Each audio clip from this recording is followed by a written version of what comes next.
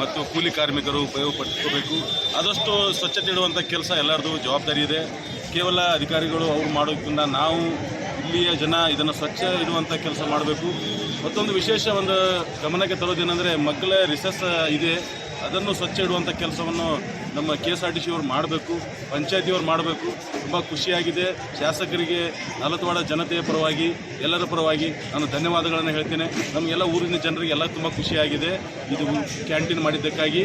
ಬಡವರಿಗೆ ತುಂಬ ಕಡಿಮೆ ದುಡ್ಡಲ್ಲಿ ಅವರ ಹೊಟ್ಟೆ ತುಂಬುವಂಥ ಕೆಲಸ ಮಾನ್ಯ ಶಾಸಕರು, ಮಾನ್ಯ ಸಿದ್ದರಾಮಯ್ಯ ಸರ್ಕಾರ ಮಾಡಿದೆ. ಅದಕ್ಕಾಗಿ ಎಲ್ಲ ಸಮಾಜದ ಪರವಾಗಿ, ನಾಲತವಾಡ ಜನತೆ, ಸುತ್ತಮುತ್ತಲಿನ ಜನತೆಯ ಪರವಾಗಿ ನಾನು ಈ ಸರ್ಕಾರಕ್ಕೆ, ಮಾನ್ಯ ಅಪ್ಪಾಜಿ ನಾಡಗೌಡ ಸಾಹೇಬರಿಗೆ ಧನ್ಯವಾದಗಳನ್ನು ಹೇಳ್ತೀನಿ.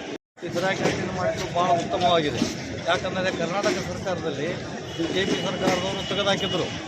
ಅದನ್ನು ಹೊಳ್ಳಿ ನಮ್ಮ ಕಾಂಗ್ರೆಸ್ ಸರ್ಕಾರದವರು ಪುನಃ ಚಾಲೂ ಮಾಡಿದರು. ಇದು ಯಾಕಂದರೆ ಸಾಮಾನ್ಯ ಜನರಿಗೆ, ಕೂಲಿಕಾರರಿಗೆ ಇದು ಭಾಳ ಅನುಕೂಲ ಆಗ್ತದ. ಮತ್ತು ನಿರ್ಗತಿಕರಿಗೆ, ಈಗ ಹೆಚ್ಚಾಗಿ ಕೂಲಿಕಾರರು ನಿರ್ಗತಿಕರು ಇನ್ನೂ ಕೆಲವು ಜನ ಅದಾರ, ಅವರಿಗೆ ಭಾಳ ಹೆಲ್ಪ್ ಆಗ್ತದೆ. ಯಾಕಂದ್ರೆ ನೀಡ್ಸ್ಕೊಂಡು ತಿನ್ನೋರು, ಬೇಡ್ಕೊಂಡು ತಿನ್ನೋರು ಅವ್ರಿಗೆ ಅತಿ ಉತ್ತಮವಾಗ್ಯದ. ಇದು ಅವ್ರು ಹೇಳಿದಂಗೆ, ನಮ್ಮ ಲಾಳೆ ಮಸಾಕರು ಹೇಳಿದಂಗೆ ಸ್ವಚ್ಛತಾ ಕಾರ್ಯಕ್ರಮ ಮಾಡ್ಕೊಡ್ತಾರೆ. ಮಗ್ಲ ಮೂತ್ರ ಇರೋದ್ರಿಂದ ಯಾವಾಗಲೂ ಸ್ವಚ್ಛ ಇರಬೇಕು. ಇಲ್ಲಿ ಹಿರಿಯ ನಾಗರಿಕರು ಬರ್ತಾರೆ, ಕಿರಿಯರು ಬರ್ತಾರೆ, ಎಲ್ಲರಿಗೂ ಊಟದ ವ್ಯವಸ್ಥೆ ಮಾತ್ರ ಅವರು ಫುಡ್ ಇನ್ಸ್ಪೆಕ್ಟರ್ ಹೇಳಿದರು. ಆ ಪ್ರಕಾರ ಸ್ವಚ್ಛತೆ ನೋಡ್ಕೋಬೇಕು ಮೇನ್.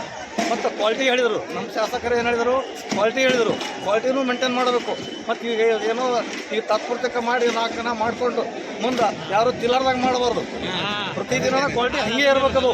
ಇವತ್ತು ಮಾಡಿದ್ದಷ್ಟೇ ಕೊನೆತನೂ ಹಂಗೆ ಇರಬೇಕು, ಕೊನೆಯವರೆಗೆ ಹಂಗೆ ಇರಬೇಕು ಅಂತ ಹೇಳಿ ನಮ್ಮ ಶಾಸಕರಿಗೆ ಮತ್ತೊಮ್ಮೆ ಧನ್ಯವಾದ ಹೇಳಿ ನಾನೊಂದು 2 ಪತ್ರಗಳನ್ನು ಮುಗಿಸ್ತೇನೆ.